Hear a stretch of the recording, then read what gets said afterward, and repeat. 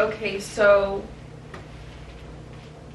Erin was just explaining the House of Dragon. Oh, that's how we're gonna know hello?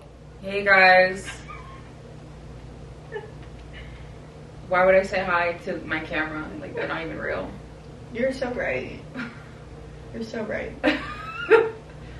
You're so right. That's not even a person. No, you're so right. So Erin was just describing the House of Dragon to me because the first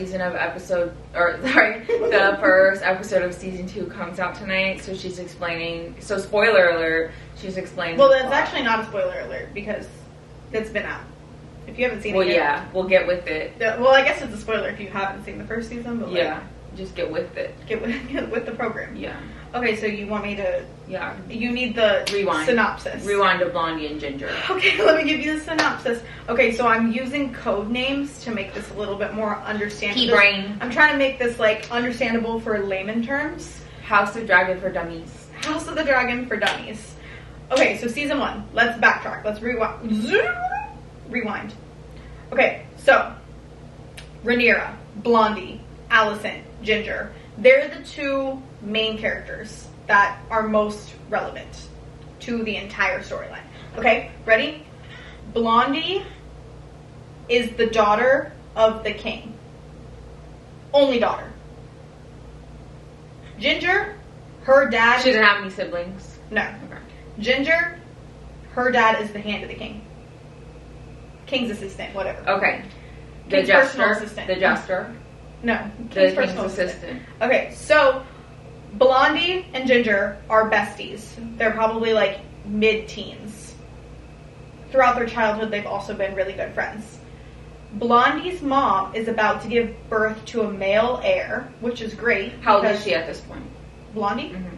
Like 15 or something. 14, 15, 16, 15. So she's going to have a sibling. She's about to have a sibling, like a younger brother, who would be the next king. He's the heir to the Iron Throne, if you will. However, Blondie's mom has a difficult time with childbirth. She dies, but they're like, it's fine. Like, her dad is like, it's fine if she dies. We need to have this baby. Like, she had just had a bunch of, like, difficult pregnancies and, like, had not produced a male heir. So he was, like, ready to sacrifice her to get this male heir. Unfortunately, baby also dies, like, 6 hours later. So, Blondie, obviously That's grieving. That's unfortunate. There goes their king. There goes their king. That's unfortunate. Blondie grieving. Ginger also is like, oh my god, like, my friend. Oh my god, I'm so sad. But Ginger's dad is like, you should get in there. Like, he's gonna have to remarry. And, like, you could produce the male heir to the throne if you marry him and reproduce with him. Her dad was encouraging her to get with her dad's boss. Uh-huh. I know, bonkers. So, he was about his business. No, he's about his bag. He's about his bag for sure. And like, go fuck way. So fucked up. So Ginger's like, okay, like, I guess so. What? Like, okay. And Blondie naturally gets so mad at Ginger because she's like, girl, what the fuck? Like, that's my dad. Like, what are you doing? Also, because her dad is like, you know what? Now that there's not a male heir, I'm naming Blondie heir to the Iron Throne. She's gonna be my heir because I'm not gonna have any more kids. So she's the heir. No dispute. Like, she's the heir to the Iron Throne. However, Ginger and her dad reproduce and have babies, right? He's like, I don't care that we had kids. I already named Blondie the heir to the Iron Throne, so she's the heir to the Iron Throne. At this point, though, Blondie and Ginger are kind of beefing. Because, like, this is obviously put, like, a rift in their relationship. And they're having a really difficult time. Execution. Yeah, they're having a really difficult time, like, being friends. But also there's a lot of, like, pain there. You can tell that they, like, miss each other so much. And there's, like, a few parts throughout where you can, like, tell that they miss each other and they're, like, trying. But, like, there's a rift. Meanwhile, Blondie's uncle, so her dad's younger brother, is a psychopathic motherfucker. Wait, hold on. Blondie's brother. Blondie's uncle. Is a psychopathic motherfucker. Blondie's dad's brother. Younger brother. So, Mustafa. Yes. Okay. His name is Damon. The uncle is always fucking crazy. Yeah, his name is Damon. You can remember Damon. Yeah. Okay. Damon, crazy crazy as hell. He's acting bonkers, and so her dad's like, yeah, you're definitely not going to be on the throne because you're crazy. However, Damon and Blondie start to become close. Now, it's medieval times. Incest is fair game here. Let me preface. Incest is fair game here. And so, they are kind of like, ooh, like, this is kind of a vibe. And you people that are watching this show, what is wrong with you? No, like, it's crazy. Why are you watching this show? He's bonkers, but he supports Blondie. He's like, I want you to be on the throne. So, they kind of like... Why? Yeah. He just wants her to be... Because she's awesome. Okay, she's cool. like really cool. She's kind of a sick bag. Okay. You'll like her. Okay. She's awesome. Okay. She's awesome. So her uncle's like, I'm with it. I'm with it. But they kind of have a vibe, but they also are like, obviously, like, this is fucked up. So like, he's got other people. She ends up getting married to somebody else because it would strengthen like ties between families. You know how they like would betrothal. So she ends up marrying this other guy, but this other guy is gay. And she's like, chill vibes. Let's just get married for the marriage. She knows. Did he tell her? Mm-hmm. Okay. And she's like, let's just get married for the vibes. You can have your people, I'll have my people. No worries. So she has her people. He has his boyfriend. And she ends up having kids with someone else who's not him. Now, this is where it gets confusing because in my memory, I'm like pretty positive that her husband is black, but she has white children. So like, obviously, but everyone's like, I don't know if those are her kids or not, but like, obviously. And so people kind of like figure that her kid's dad is this other guy. We'll call him by his last name, Strong. Yeah. Okay, so she has 3 boys. They're the Strong boys, but they're supposed to be like the next heir, right? Because she would become queen, and then they're the next heirs. However, because they're bastards, people would be like, oh, actually, like, you don't have a legitimate claim to the throne. But she's like all for the ruse. She's like, no, they're mine and his kids. They're mine and his kids. And everyone's like, what about her husband? Is he like, yeah, those are my kids? Yeah. Okay. Everyone's like down with it because he like doesn't want people to know that he's got, That's you know? True. Yeah. So they're like, those are my kids. Meanwhile, Ginger and Father also have kids. And so now Ginger is like, my kids low-key have a claim to the throne. But Blondie's like, it's my throne, and then it goes to my kids.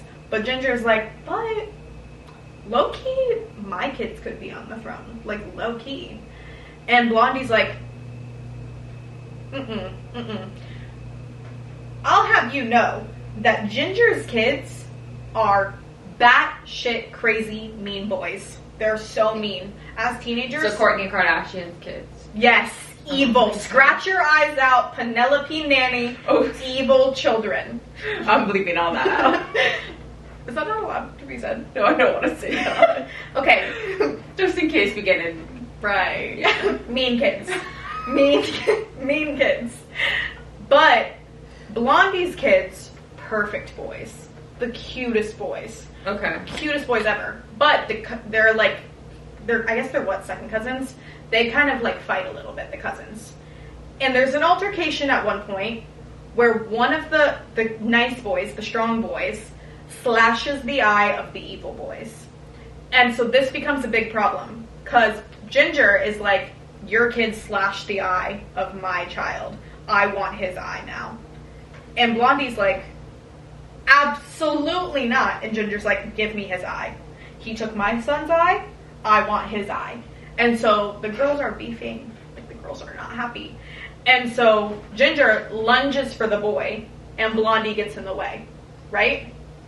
Huge rift in their relationship. Is this like in the castle? Yeah. Okay. Huge rift in their relationship. Big problem. At this point, Blondie's dad is like starting to become senile. Like, he's so old, he's sick, he's like not really able to like have clarity in his decisions. And eventually, yes, exactly. And so like everything's kind of awry, if you will. And Blondie and her uncle are kind of like, oh, maybe like we should like get together to like make our case for the throne stronger, especially now that all these rumors are starting that my kids are bastards. So they fake her husband's death, and he goes off with his boyfriend so that Blondie and her uncle can get married, strengthen their tie for the throne. All that's happening. Right. Her and Ginger are fighting. They're fighting so bad because their kids are also fighting. The second evil boy, and then the second strong boy. See, the second or the first? One of the two. Both have dragons, and in the last episode... Dragon? Yeah, they have yeah, I guess that's kind of important. Okay. Like, people can have dragons. They're dragon riders. Wait, are dragons real? Yes. No. Okay.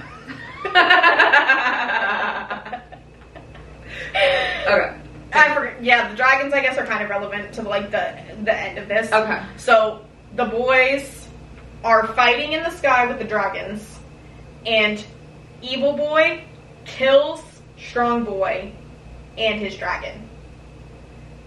That's how season 1 ends. So, Blondie's married to her uncle. Oh, also, Blondie's married to her uncle. I forgot, sorry, this is important. Her dad also dies. On his deathbed, he's talking about a prophecy, and Ginger... Prophecy, please. Yes. Exactly. Ginger misinterprets what he's saying on his deathbed as, I want my son, as in their son, to be the heir, instead of Blondie. But that's not what he said. He was just senile. That's not what he said. He wants Blondie to be on the throne, but Ginger misinterpreted what he said as he was dying, and she's like, oh, my son needs to be on the throne. So now it's a big problem, because Blondie has a claim to the throne, but Ginger is now like, he said what he said, and my son will be on the throne. So she puts I hate her. But let's keep in mind that she was a teenager and her dad was barking in her ear. No. What? Yeah. What do you mean? Keep one in mind. She had a brain. She did have, you're right. Brain. She did have a brain. Oh, so her dad was her dad like forcing her? The whole time. Was he like evil? Was he like threatening her? He was not really like threatening her, but he was like, you need to do this. Like, you need to do this. You need to do this. She should have just ran away. She should have, but I don't think she could. So like, she's a problem. I don't like her. Like, I'm riding with the strong boys. I'm riding with House Black, but I like, she's not all evil. She's a victim of her circumstance. So when Blondie's away with her uncle, she puts her son on the throne. Now there's a war. Question. Yep. I kind of don't really recall the jump from Blondie breaking up with her gay husband and marrying her uncle. Well, she wants to marry her uncle because Well, when did she leave her gay husband? Did I not? I don't remember. They fake his death. They fake his death and send him away with his boyfriend, with his lover. Beautiful. Yes. So that Damon and Blondie can get married. Because they're both Targaryens, their power is stronger. Okay. Which is why incest is so popular at this time, because like you just marry cousins and then your like houses become more and more powerful family because like your family ties are together. Yeah. Yes, got it. So it's like there's no barrier to entry. Correct. So yeah, so that's what's going on. It's like nepotism. It's exactly like nepotism. It's like nepotism for medieval times. So that's what's happening. The girls are fighting. So the boys are at war now. So the cousins, we'll call them cousins for lack of a better term, are, because one of them is now on the throne. He's on the throne, but like illegitimately, right? Because his mom was like, yeah, your dad said you should be on it, even though his dad didn't say that. He's now on the throne, but he's evil. He's a problem. Like, he really shouldn't be on the throne. Like, Blondie should really be on the throne because she is the heir. So the strong boys. Uh-huh. Who's their dad? Their dad is Mr. Strong. Is he a rando? He's kind of a rando. He was. How did she meet him? He was like in the King's Guard. He was like, and he has brown hair, brown eyes. So everyone's like, just cute. Yeah, so everyone's like, obviously those are his kids. Like, obviously. Oh, also, she was dating this other hot guy before she was with her uncle, but he wanted her to run away with him, and she was like, no, I'm gonna be queen. I don't want to do that. And he went, wah, wah, and went straight to Ginger. He's all over Ginger's now. He's like, I ride for you, like, whatever you want, I'll do it for you. All because she said, no, I don't want to run away with you. Kristen Cole, boo. Boo, tomato, tomato. Hot but loser. Hot but loser. Wait, did Blondie have kids with Damon, her uncle? She does end up having kids with her uncle, two? But they're kind of irrelevant because right now they're like she has babies. 4 kids now? Well, one of them's dead. How? The dragon. The eyeball? Oh, wait, oh. Yeah, so no eyeball boy kills the other one. And that was the one that was supposed to be king? No, I think he was second. I think he's the second child. I think so it's the first kid that's going to be king? Yes. It's always the first male heir who would be on the throne next. I think it's the second one that he kills. But like... So she has 3 kids? Yes. Because she wouldn't have 4. She has 1 with her uncle and 3 with Mr. Strong. And one of them died. So now she has 2 with Mr. Strong. She had 2 with Mr. Strong, 2 with her uncle. One of them died. Okay. One of the Strong boys is dead. Got it. I feel like I'm missing a child, but I can only think of the 2. And then Ginger, how many kids does she have with? She has 3 kids with the king. 2 of them are boys and they're evil, and one of them's a cute little girl who's not evil. Okay. She's just there. Do we think she's important? The girl? Mm-hmm. Probably not. She's probably just going to be like collateral damage. Like they'll probably kill her at some point for revenge or something. Yeah. True. That's true. Yeah. That's true. You know, women, collateral damage. Yeah. It's kind of how that all works. But yeah, so yeah. So you said last episode the son died. The son dies. And I think Blondie already knows that I believe that Blondie knows that he's dead, and so she's like freaking the fuck out. Like, why is my kid dead? And that was kind of like the cliffhanger of the last episode. Do the people in the town know that this is happening within the castle? Is this public to an news? extent, because all the rumors of her kids being bastards drives them out of the city. They go to Dragonstone? They go somewhere else, and King's Landing is where King's Landing is like the capital, essentially. But when all these rumors are happening, her and Damon and the kids go elsewhere. Because they're like... Why is Damon crazy? He's just bonkers. In what way? Well, so in like the earlier episodes, he was just acting off his rocker. Like he was just kind of like unnecessarily violent. Like there's a scene... Would he kill people? Yeah, like there's a scene where the king's like threatening to cut someone's tongue out, and he decapitates him, and he's like, he can keep his tongue. Yeah, that's his behavior. So he's like that, but he's also ride or die. Like he's so loyal. Okay. To Blondie. To Blondie. But also like kind of to his family. It's just like him and his brother were kind of like they were on and off.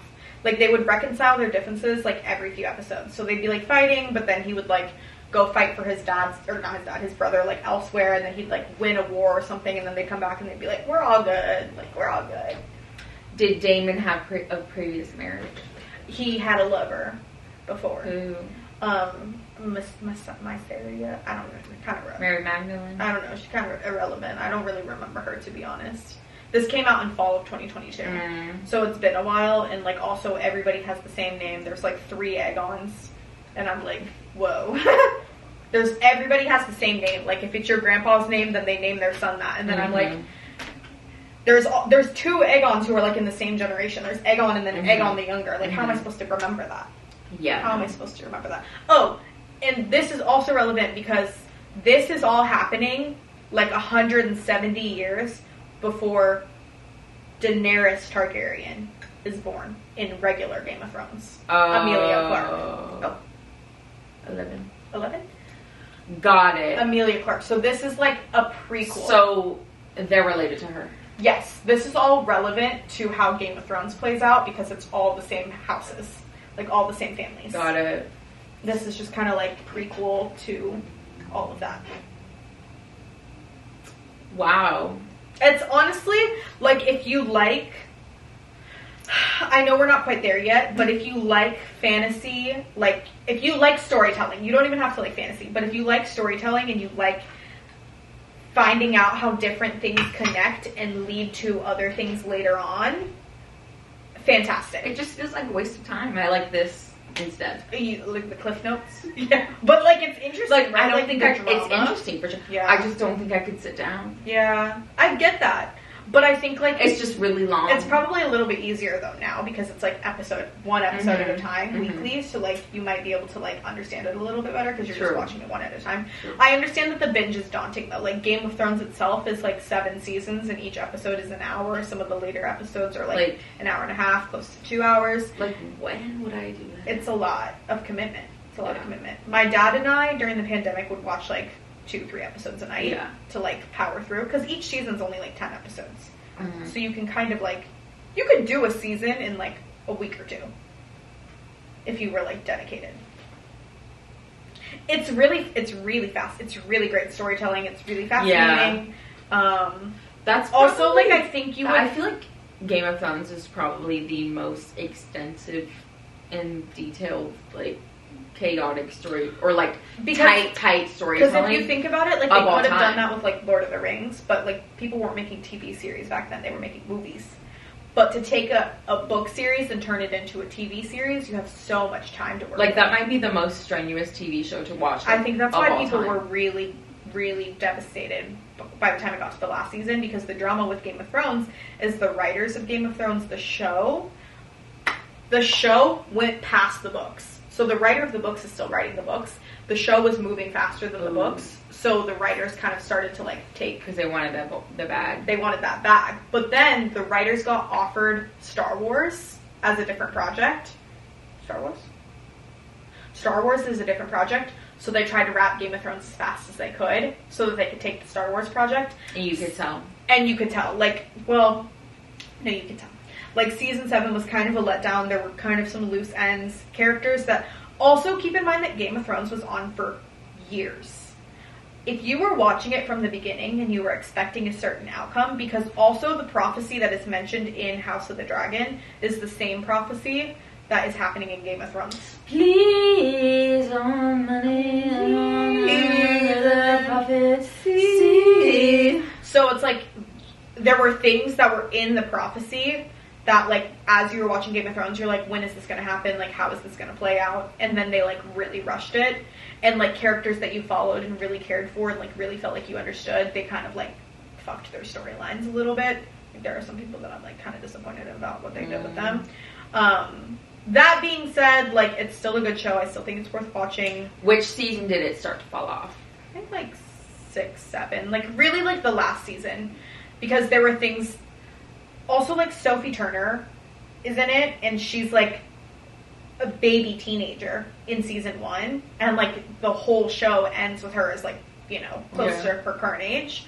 And so, like, the kids, really, because, like, the family that you follow in Game of Thrones, most relevantly, is the Stark family.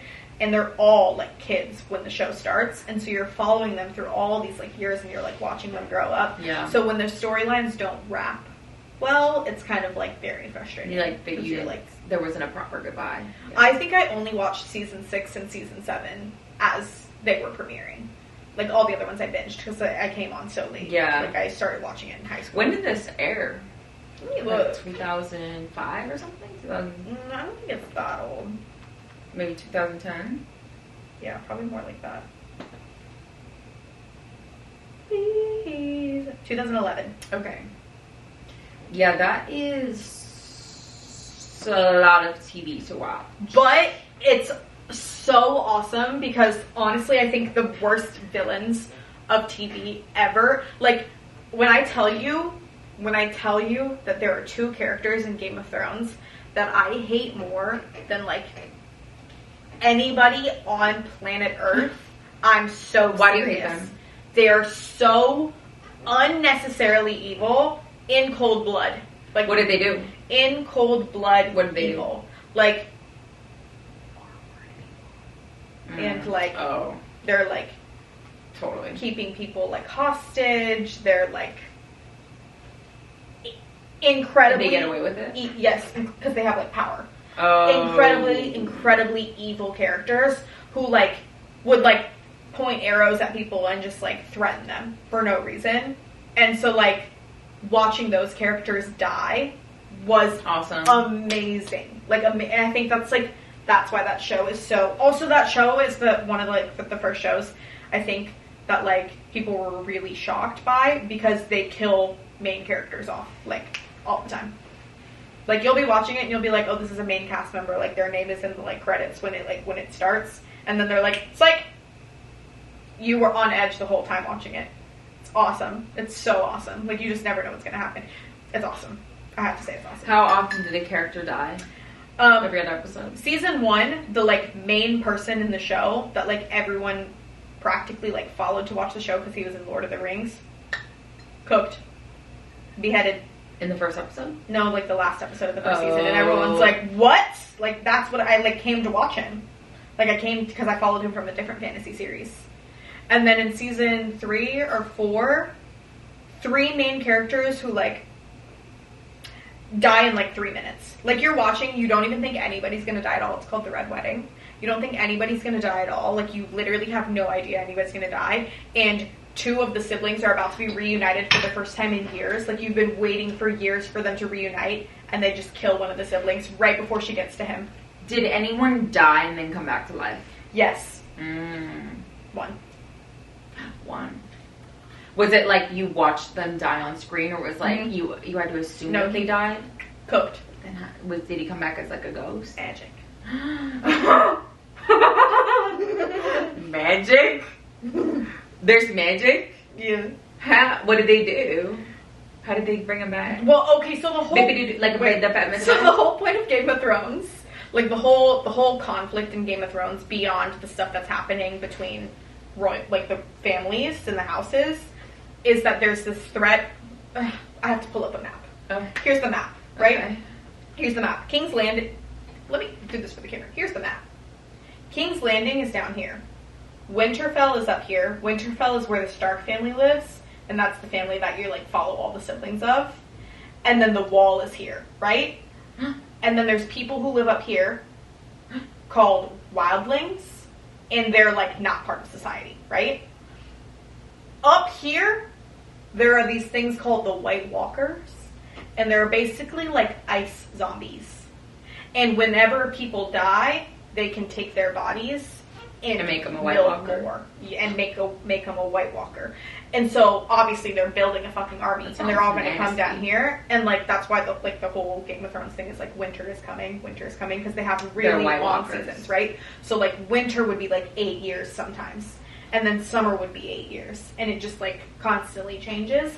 But the White Walkers, the winter is coming, like they're obviously talking about winter, the season is coming, but also it's because White Walkers are coming. It's kind of like a double meaning. Love that. Love that, right? Love that, right? And so like the whole prophecy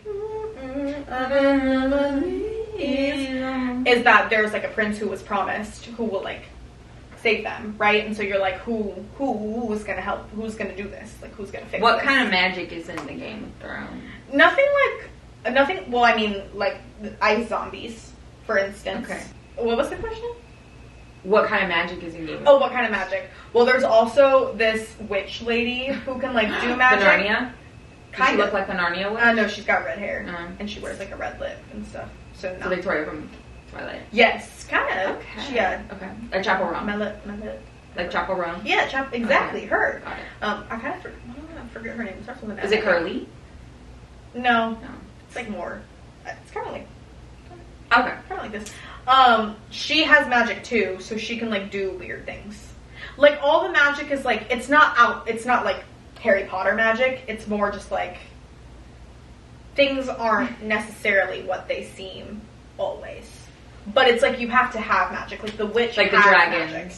Obviously, dragons are not real. White Walkers. The White Walkers are not real, but like they are. Oh, and then like Bran, one of the siblings, he like kind of becomes like a raven kind of situation, and he can see everything. He knows everything and sees everything at all times. At all times, like he just knows everything. And then Arya, the sister, becomes like a crazy assassin, but she can also wear other people's faces and like pretend to be them.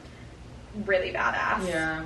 And I like love Sansa because she doesn't have any of this like magical stuff, and she's like honestly kind of like, she's kind of dumb, like no offense to her, but she's like a girly girl, right? Like Arya is her sister and she's like down to like slash and like learn like all of this stuff, but Sansa's like a girl. She's being a girl. She just like wants to get married. She wants to like, so she gets done dirty multiple times, but it's really cool to like watch her come into her, like she starts to realize things later on in the seasons. Got it. Where she starts to get smarter, and you're like, oh, very happy to see this. Very happy to see this. Cersei in Game of Thrones is the most evil character, but she's a girl, so I kind of like support her simultaneously. Cersei, why is she evil? She's so evil. She just like for no reason. She's just so evil. She just like always has an ulterior motive, and she's married to the king at the time, and the king is like a total loser. And she wants her kids to be on the throne, obviously, but she also wants power. Also, she's like dating her twin brother and all that, and they have kids together, which is like crazy. So like her kids are also illegitimate, but she like wants her kids on the throne. It's kind of like, it's similar to House of the Dragon. It's kind of like a similar drama, but there's a lot more characters in Game of Thrones because it's like many seasons. So the ultimate threat in Game of Thrones is the White Walkers, but people are so fucking distracted by all the drama happening down here that they don't think about the White Walkers. Also, Pedro Pascal is in. Do the White Walkers eventually? Does something happen about them? Yeah, they're like really important to the last season, and they're really scary. They break the wall. Also, the battle at Helm's Deep was this is in Lord of the Rings, was the longest battle scene in film TV ever until Game of Thrones did the battle at Winterfell, and they outdid the battle at Helm's Deep. How long is it? It's like it was like a 2-hour episode of just like fighting, and it's like important. Like there's like stuff happening within the fight, but it's like conflict practically the whole episode. I kid you not, because I watched this episode as it was happening. I knelt on the side of my bed with my arms up like this and my laptop in front of me, and I sweat buckets watching that episode. It was so intense, but it's awesome. It's so awesome. Oh my god, it's so cool. It's so cool. It's so cool. It's so cool. I put my dad on Game of Thrones. I was like, you have to see this. Yeah. Because my dad's a big Lord of the Rings guy. And I was like, you know what you would really like? I was like, I think you'll really like this. Did he like it? He really liked it. I mean, I feel like it's like same, objectively good. Yeah, it's like his same world. I mean, I feel like society as a whole, like, was like that. I feel like, I mean, that was like HBO's thing before Euphoria. Yeah. Like, that was, definitely. like, that was the show that you people were can't watching say that on Sunday nights. Not good. No. Yeah. It's you could pick on it for like, you could say like some the of storytelling, the some of the stuff is like fucked up. There's some obviously. like loose ends. Yeah. And but like, you can't say it's bad. No, you can't say it's bad because also like acting insane. Insane. Also like the characters that you end up Did they caring win about. awards? Tons. Yeah. The characters that you end up caring about, amazing. Also like some of the cast members are married IRL. Like Joe Jonas is in there. Yeah. Right? No. He's in the Dragon show. Yeah. Because he married Sophie. Yeah. Yeah. And they brought all of their actual spouses in real life onto the show. Is it the Jonas Brothers? They performed like yeah, they did like a song. They performed Love Sucker. Oh, what's funny though is that like actually though Ed Sheeran is in an episode and he does sing. Does he like? What does he play? Why is he in there? He's like wait, Phineas O'Connell was in there too. Did you know that? Yeah, Phineas was in it too. They really have like every artist in there. Yeah, it's kind of like Glee. Like it's kind of exactly like Glee because they had, you know how Glee had all those people. It's like the same number. Or what's it called? Game of Thrones is like kind of like Glee. It's the same show, just like medieval. No, but Ed Sheeran actually is in there, which is like crazy. What does he do? He's like in one of the scenes where they're like traveling together, and he's like with one of the groups that they're traveling with, and then he like sings a very pensive song. And you know, my dad's also a big Ed Sheeran fan, and he was like, and I was like, they did that for his I know specifically. I know. Yeah, that's insane. Insane. So, Ginger because I don't think we're done talking about her. Well, obviously I don't like her. You don't like her. No. I'm trying to like. At what point did their friendship slip? When she started dating her dad. Why did she feel the need, like, her dad was talking in her ear that much that she just felt so compelled to date her best friend's dad? Yeah. And like, she did not give her friend a heads up at all. No. Yeah, no, she was kind of going behind. And then she, like, never spoke to her friend ever again, pretty much? They, like, have, like, a few times... In the first season, there are a few moments where they're kind of like, I missed you. Like, I missed you. That's why... Oh, because I just, like, love a storyline like this where it's, like... Where there's, like, conflict present, but, like, you can tell that the characters, like, want to... like, reconcile their differences. Yeah. But obviously there's, like, too much, like, now. You know, there's all this conflict. Too much. There's too much. Also, like, Blondie was kind of like, if, like, Ginger's son is going to be on the throne, like, fine, like, let's just, like, let's not fight anymore. Like, let's not fight anymore. But, like, her crazy uncle is like, no, I'm riding for you. Like, you should be on the throne. And she's like,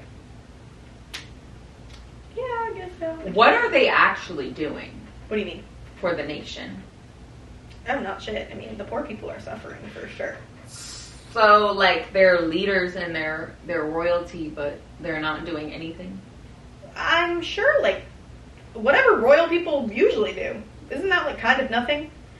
Aren't most... But it doesn't show them doing anything, right? They're just working through their drama. Yeah, they're working through the drama. I guess they're, like, I suppose that, like, royalty does something. They decide who they're going to fight. I mean, they make decisions. Yeah. Like, they make decisions. Yeah. They sit in places of power. Who's asking the questions? Each other, I suppose. Yeah. I guess, like, all the drama's really between the houses, and, like, the common folk are collateral damage. Are common folk involved at all in House of Dragon? Do we get to know any of the common folk? Is technically Blondie's, like, lovers common kind folk? of, yeah. Okay. But, like, he also, like, works for the government, involved, kind of. Yeah. He's, like, I think he's, like, in the King's Guard, technically, or something like that. So he's like kind of involved. You get more of the common folk in regular Game of Thrones. Got it. Because Daenerys, Emilia Clarke's character, her, like, whole thing is, like, campaigning for the voiceless. That's her whole... Who? Emilia Clarke's character in Game of Thrones. So she's not evil? Oh, it's complicated. She's evil? She shouldn't be, but the writers, I think, really fucked her up. I like her hair. Me too. It's so fun. So fun. Mm-hmm. I really like her. I like her, but she starts to go a little bonkers towards the end, which is, like, I guess you could say, like, prophetic, because her, like, dad was also bonkers. Like, they called him the Mad King. So, like, I suppose you could be like, well, maybe that was, like, gonna be her fate regardless, because it, like, runs in her blood. But, like, pretty much the whole show, she's, like, fighting for the voiceless. But then, like, as she starts to gain power, she starts to, like, get a little bit, like, more, like, edgy. And, like, she's fighting big time with Cersei, because Cersei's fucking crazy. And, like, she kind of does some bad things at the end. Is there anything positive about this ginger bitch? Alicent? In House of Dragon. Because you have said nothing positive about her. She cares about her kids. But they're crazy. And she didn't raise them well. I know, it's kind of how Cersei is, too. She didn't raise them well. Yeah. Does it show why they're crazy? Does it show what kind of mother she is to her children? Yeah, well, I mean, she's just, like, she's, like, probably not putting them in their place enough. So but also, there's gender roles playing a part here, too. Because you know how, like, mothers are kind of, like, cast aside. Like, they're just there to, like, mother. But, like, if your kid's, like, the heir to the throne, they kind of can do whatever the fuck they want. Like, people aren't reporting to the mom and then the kids. Hey, Larry. People aren't reporting to the mom and then the kids, you know? Like, the kids, like, have kind of, like, status of their own. I really like her when she's friends with Blondie in the first few episodes. Like, I think, like, the flaw of her character is that she had she's a victim of her circumstance in some ways. Yeah. Like, her father was barking in her ear about, like, you should try to get in there. And she was a child. And she was a child. And she was, like, kind of trying to defend her friend in some situations, but other times she was like, I guess I should just do this thing. And, like, she gets pregnant as, like, a teenager with the king. So, like, she has kids. Like, but then your loyalty shifts to your children and no longer your friends. You know? It's kind of like a maternal instinct, yeah. I think. I don't know that I can fault her for that. If your kids are evil, like, that's really horrible. But at the same time, like, does the maternal instinct kind of take over? She kind of gained nothing by doing all of that. Yeah. Unless her kids sit on the throne. Well, okay, so where's her dad? Did her dad die? No, her dad's still... Is he still involved? He's still the right-hand man? Yeah. Did that... So if he's still the right-hand man, then why did that... No, so he was the right-hand man up until, like, episode 6, maybe, because he tattles on Blondie to the king and says, I saw her sneaking around with her uncle and they were being freaky. And then Blondie tells her dad, she's like, oh, so your hand is spying on me?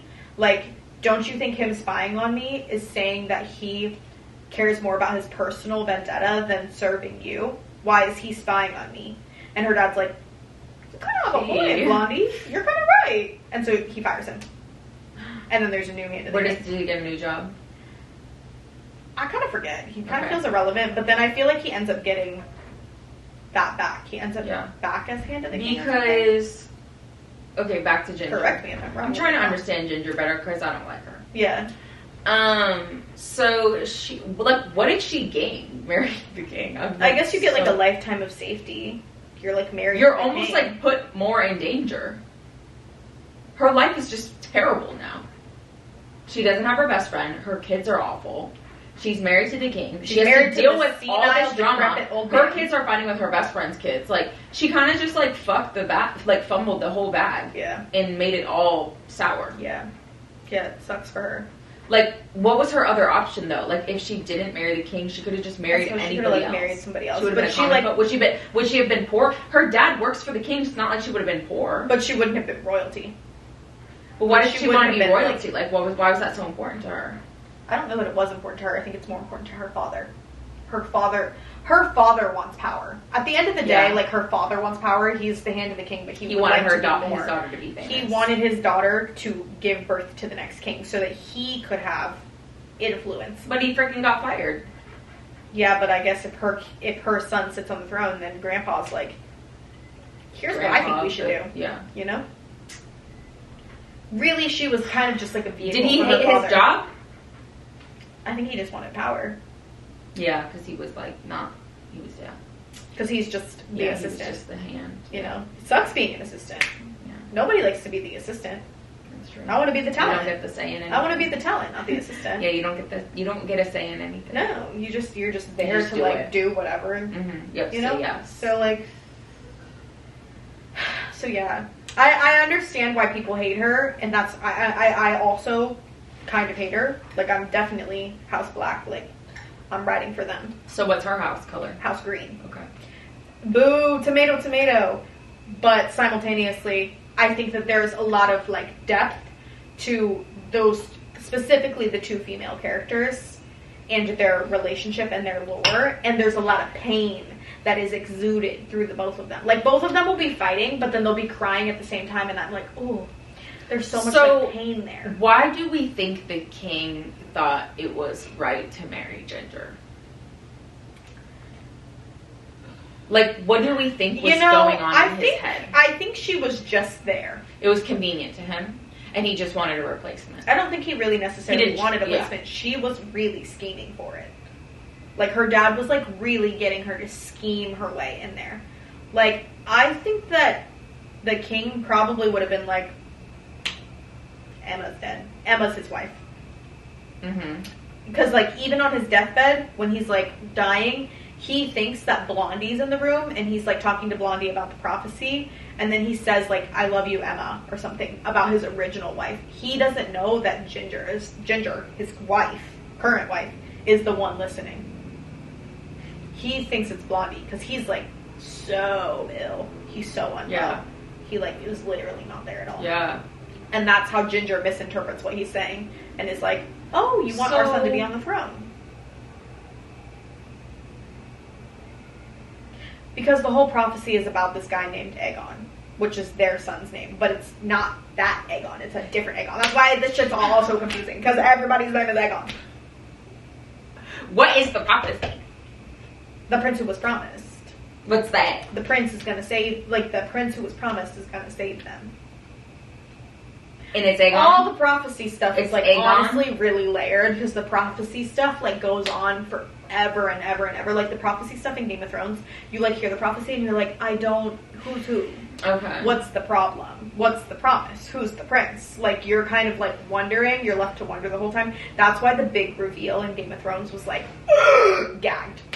I was gagged. Got it. Like, because, like, everything that you learn in the early seasons matters. I think that's what I like about fantasy, because it's drawn out for so long that, like, things that matter early on, you might forget about it, but when it connects back at the end, you're like, oh my god. And it's awesome. Yeah. I mean, I'm sure you felt that with, like, other pieces of media. You know, like, American Horror Story, Murder House. I felt that way. Like, big reveal. Haunting of Hill House, big reveal. Like, Bent Neck Lady? That was crazy. That was crazy. No, because, like, was really crazy. That was crazy. And so I think Game of Thrones and, like, shows, like, fantasy series are, like, the ultimate slow burn. Because it's, like, drawn out for, like, decades and or generations, and, like, you're trying to figure out what all this stuff means, and when you do figure it out, you're like, holy shit. Yeah. It's awesome. Dang, I kind of feel nostalgic towards Haunting of Hill House, because I think we watched them in the summer 2 years ago. Yeah, I think it was summer. Right? I just remember, like, afternoons, like, random afternoons at, like, 3 o'clock watching this show. So good. And, like, on the weekends when it was, like, quiet and nothing was happening, we were just literally watching Haunting of Hill House. Yeah, that was so good. So good.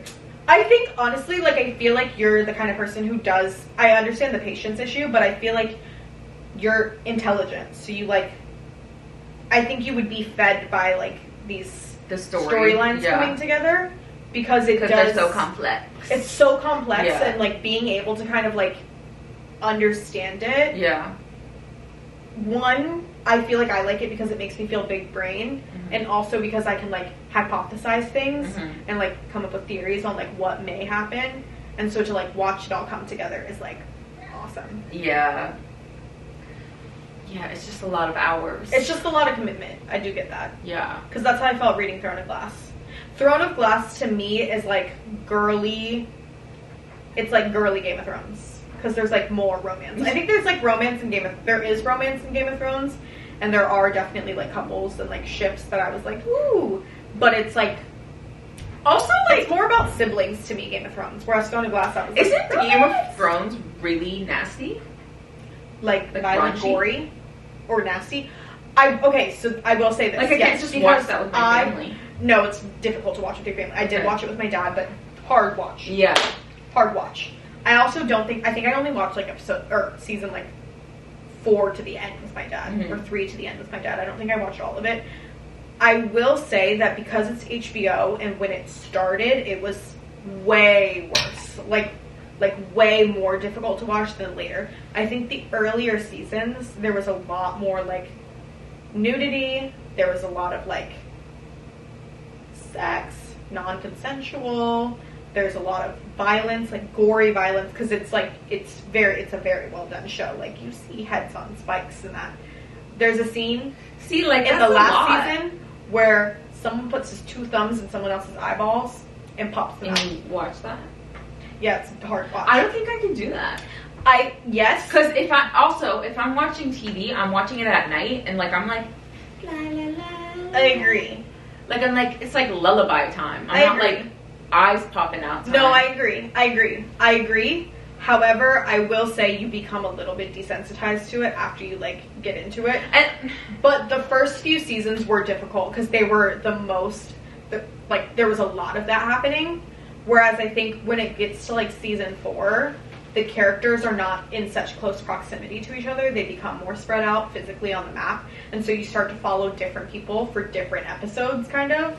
And you're not spending so much time with everyone in close quarters. And when they're separated like that, the violence kind of like died down and like all the other stuff kind of died down. And the problems became bigger. Yeah. So it was less like raunchy or like gory. Don't get me wrong, I love a raunchy, gory thing, but I think I prefer it in movies. Like, I'll watch like a Bones and All, or like Saltburn, yeah, and like because it's like I'm one and done. Yeah, it's like one and done, and I know what I'm going into. It's like I know exactly what's gonna happen. Yeah, and like I don't think bloody movies are like film or like cannibalism is nasty. Right, but like. I don't know. In the form of TV. I felt that way too when I first started it because I was like hesitant about starting it because I was like, ugh. But like, also, it's the same reason why I don't really like to watch. Like I like to watch a rom-com. Like I think I would. It's comfortable. I think I would be able to watch Game of Thrones like 2 p.m. I don't think I would be able to watch it on like a Monday through Thursday night from like 9 to 11 p.m. Like if I watched it Monday through Thursday, it need to be at like 4 p.m. I think the thing that helped me power through it is that like not every episode is like that. Okay. And like the parts of violence in most of the episodes are like shorter. It's like obviously not the full episode. And also when it comes to fighting the White Walkers, like it becomes less like it's not human. So it's like almost like less gory because it's like I think I would have bad dreams too. I don't think you would. I think I would. Maybe. But I don't know that you would. I think I would. Maybe. I think my imaginative state would carry some things, and my sleep would be disrupted. Maybe. Maybe. It's possible. Yeah, I think it would. You might have to like. What we could do is we could watch an episode, and then we could watch an episode of Glee to cancel it out. Tandem watching Game of Thrones and Glee. Like one episode to one episode. No, why did you might come up with something? Yeah, we might have just done something. How to watch Game of Thrones for girls. Accompanied with Glee. But like with Glee. Yeah, like lacing Glee into it so that you can like cancel it out. Yeah. Right. So like the tempo is right. Yeah. I think that could work, honestly. Yeah. I think like I was able to kind of a little bit like exit the stress. Because I feel the same, right? Like I'm a rom-com girl. Like, I'm a rom-com girl. I'm a rom-dram girl. This kind of stuff stresses me out to watch. However, I think once you're tied into the storyline, I almost have a different persona for watching the show. Like, this me is different than my everyday me. You know? I'm watching the show with like a different brain. It's not the girly pop Erin is not sitting down to watch House of the Dragon. Like I gotta and be the other version of myself so that I can watch it, enjoy it for what it is, and not be like distressed. Yeah, it just feels emotionally taxing. The reward is so awesome. I think I would want those hours of my life back. You might. But like... I think I would. You might. You might. It might not be for you. Yeah. But for the people that it is for, I get it. Yeah. Personally, I get it because I get it. Yeah. Like, the clip notes are awesome, though. I like the hour of being immersed in this storyline because I feel like it exercises my brain in a different way. Like, I'm locked in. It's like watching Euphoria on Sunday night. You know, you're locked into something else that doesn't have external factors. It kind of keeps your brain on one topic, which I think is good for the noggin.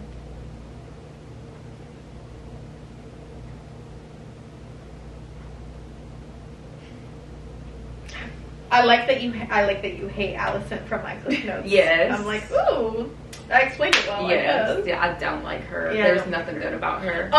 I will say though, like when we watch it, like if you get into it, you'll like the interviews even more because the fact that their characters like kind of hate each other, but then that they have such an awesome time in interviews is so cool. That is cool. So fun. Also, the styling on the premiere. Oh yeah. Sick. Yeah, I do remember seeing that. So sick. Was the premiere recently? Yeah. Maybe like last in week. LA? No, I think it was in London. Yeah. Oh, so cool. I think London.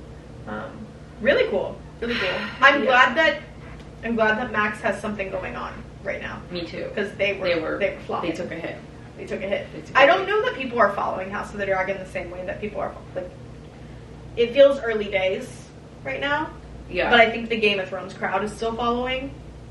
And so I don't know how it's affecting their streaming services.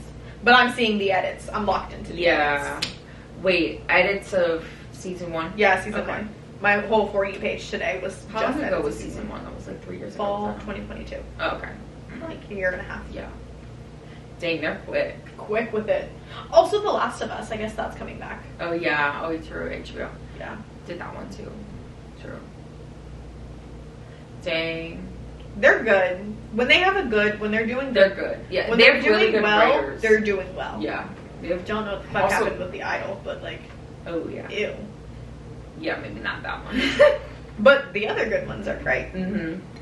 And the coloring, whatever colorist they have on deck. Great work. Thank you. Thank you. Make Netflix take some notes. No, I will say Stranger Things is really good. Stranger Things. That's the only good thing. Does Stranger Things bother you? Mm-mm. Why? It feels young. The TV show feels I guess there's like a lot of comedic relief. It's like kids. You know, yeah, there's definitely not as much comedic relief in Game of Thrones. That is that genuinely is a children's show. Yeah, like a teen show. Mm-hmm. You're right. God, I love that show. I will say the Russia scenes really. I was having a hard time getting through those. I think that. There's little monsters, little gremlins. I just didn't like the gore. I don't know. I don't know how to explain it because I will often say like, oh, I like to watch light things. I don't like gore, but then every once in a while I'm like, I like this scary, dirty, gross, scary, gory thing. Mm-hmm. I'm just selective. And about your musicals too, yeah. Oh yeah, hate musicals. Love Glee. Yeah, that's interesting. Glee. Well, yeah, Glee is something different. Glee is different. Glee is a whole other thing. Yeah, Glee's that was also like objectively good. Yeah, Glee's satirical. I think that's what the difference is. I don't like things that take themselves too seriously when they like. I just don't like that. Yeah. Yeah, if you're gonna take yourself seriously, you better be really good. That entire series is one long joke. It is literally my Twitter timeline before Twitter. Like, I don't even know how their writers were so ahead of the time. Not a single conversation, not a single interaction, not a single word that is said in Glee is serious. No, so unserious. So unserious. Also, how is every line a joke? How did the writers have time to write that many jokes? That's like that's like a year-long joke. It's insane. It's like hours of jokes. And honestly, punches after the other. You can't go one scene without laughing. That's so true. It's so good. Because it's all fucking funny. So fucking funny. I love that show. I love that show. I'm a Gleek.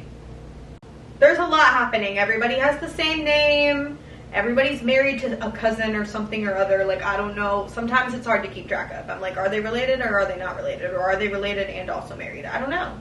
Sometimes it's hard to know. Yeah. But I'm trying my best. It feels like one of those shows where I need to sit down with like a family tree. Oh, that's the edit I saw earlier. Family tree, Ethel Cain, House of the Dragon. Oh yeah, I remember hearing coming out of your phone. 8 family tree. Yeah, that's pretty crazy. So good. Yeah. I'm gonna show you that. So we saw bunnies last week. So my thing of the week is a bunny. Okay. Like. No, they were really cute and they were so soft. They're so helpless. They were so Somebody soft. I can't believe them. bunnies are real. Somebody help. No, because like, why are they? Like, what did they do? I think they're just food for eagles. Oh yeah, you're right. Yeah, you're right. But like domesticated ones, awesome. You know, like they're just awesome. We need more bunnies on Earth. There's so many in Ohio.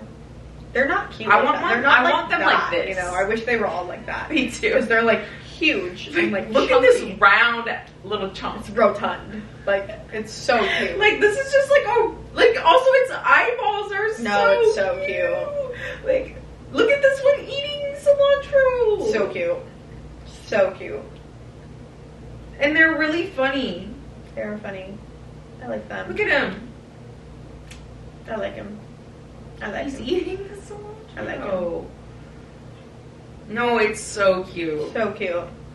So that's my thing. I think my thing of this week would be glacé lip line and bit. Yeah. I can't stop. Every single day I gotta put that on. I gotta line my lips. I think overlining my Cupid's bow is what I'm doing right now. Not really overlining, but just like lining. Yeah. Lining it. Juicy top lip Yes.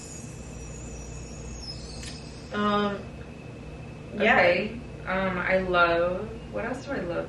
What kind of food?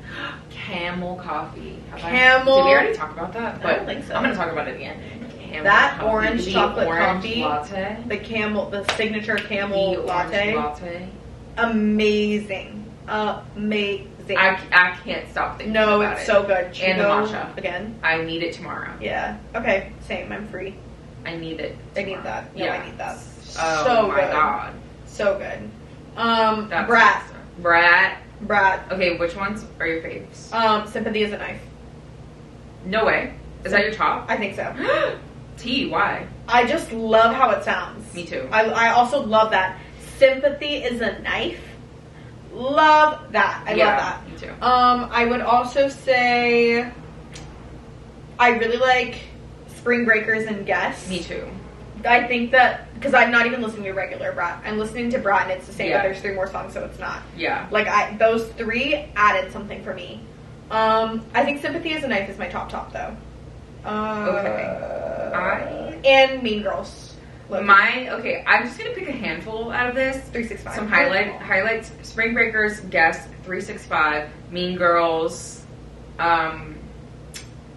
Rewind. I also love Sympathy. I also love Talk. I also love Talk. I also am going through a phase with Hello Goodbye right now. This is like the whole album. I'm going through a phase with Hello Goodbye right now. Wait, what's the slow one? I think I like that one too. Or I think about it all the time. The baby one. That one. I can't relate to that one quite yet, so I'm not there. Yeah, no. Same. I like it. Apple is silly. That one's silly. I like So I like that one too. I like Rewind how it goes. I like Everything is Romantic. Oh yeah, Rewind. Of course. So That's cool. Genius. So That's cool. Genius. So cool. She makes it sound cool too. So or cool. Whatever, they made it sound cool. Yeah, no, that album is... Sympathy is a Knife on top though for me. It's like I would say. unforgettable. Yeah, really great. And really great. Really strong. I'm gonna have to leave it at that because That's all I have to say music wise. I haven't really listened to anything else. that's so good. Really, it's just been that all week. Yeah. And like on full blast too. Mm-hmm. Like I was driving this Windows morning down, full blast. to pantry. Yeah. Windows down, 9 a.m. Guess on blast. Yeah. And I was like, everybody definitely thinks I'm off my rocker right now. It's so good. So good.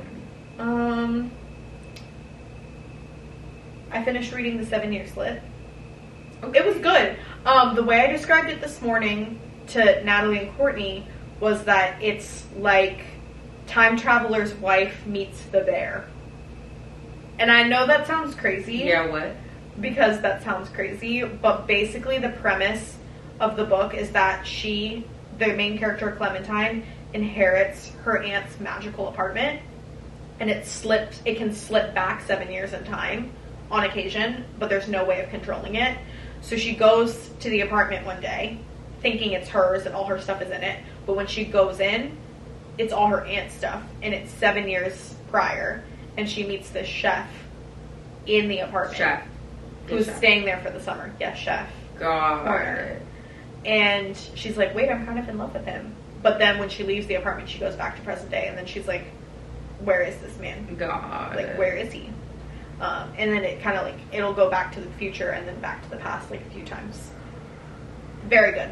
The chef parts were just what reminded me of the bear. It's like not storyline super like the bear. But they're cooking. And it's kind of like a really intense guy who's like trying to make like a Michelin star restaurant essentially. Like he is like busting his ass to like make it like that, and he kind of like loses a little bit of his character in trying to make the perfect restaurant.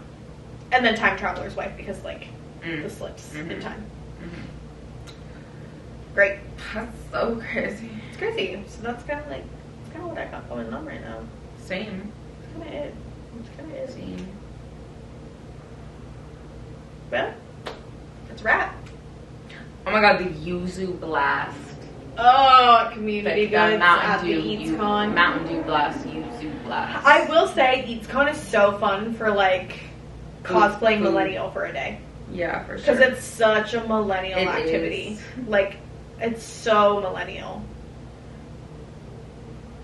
Did you notice how no one there was under the age of like 28? Yeah, it was just like parents and 30-year-olds. Yeah. 35-year-olds. Definitely. But I loved it. I love food. So fun. So fun. That's it. That's a wrap. Hope you enjoyed.